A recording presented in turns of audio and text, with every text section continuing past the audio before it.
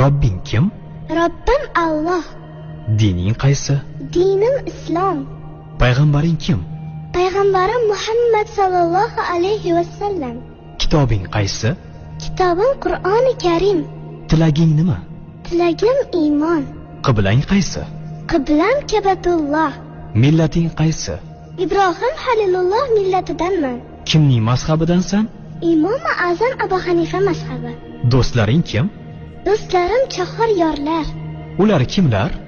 Abu Bakr Siddiq, Hazrati Umar, Hazrati Usmon, Hazrati Alidir. Qachondan beri musulmonsan? Al-Misoqdan beri. Al-Misoq nima? Alloh taolo ruhimizni yaratib, ulardan va'da olgan kun. E'tiqoding qaysi? Ahli sunna va jamoa e'tiqodi. Kimni yaxshi ko'rasan? Alloh taoloni. Undan keyinchi?